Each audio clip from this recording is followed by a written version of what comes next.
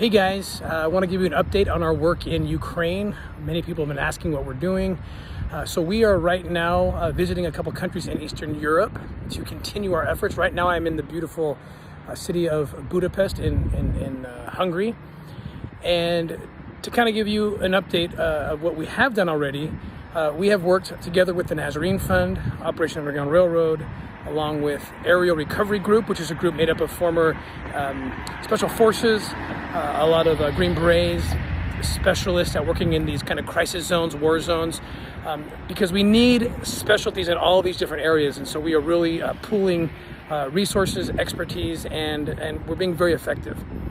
So far, we've been able to rescue from war zone areas in Ukraine and move them into safer places in the West, over 1,000 people.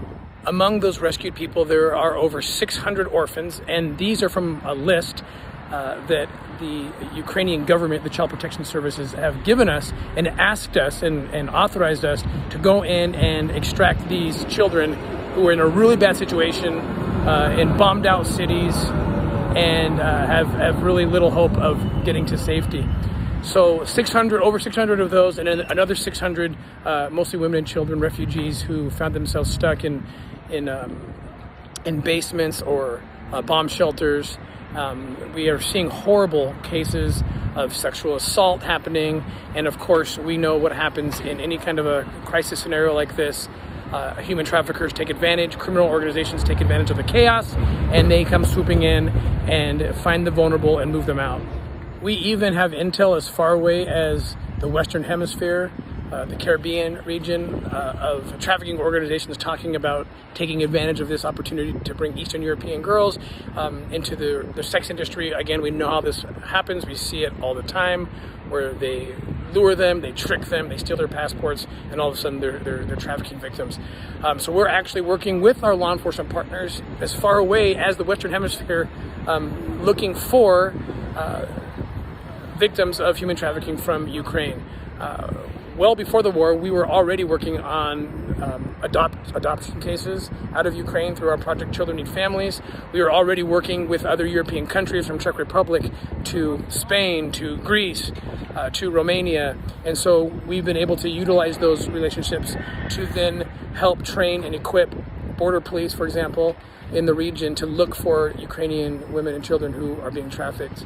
So tomorrow we are moving over to Poland to check in on several of children and families who we were able to help rescue from war zones and into safety, into aftercare homes in Poland. So we're kind of going around and checking in and mobilizing our people.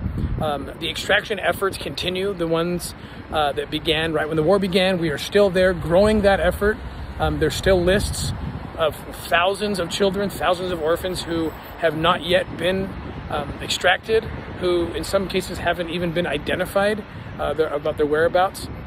So this really is a full court press where we are working from Western Hemisphere to the Eastern Hemisphere, all through Europe, and right in Ukraine itself, running missions right into the bombed out zones, right into the war itself, to extract these children. Also, the aftercare site is so important. We'll be out here in a few weeks again with our aftercare director, Jessica Mass, and members of her team, to make sure that we are also building that capacity to make sure that sex assault victims, children who have just been victimized by the terror of war itself, have everything they need to rehabilitate. So really it's a full court press all around the world. We need more resources. This is something we didn't expect. We weren't able to budget for this, and so we're asking for your help as we continue to push out this mission and rescue the captive, the vulnerable, everything from extractions, liberation, aftercare. We want to provide everything, and we thank you for your support. God bless you.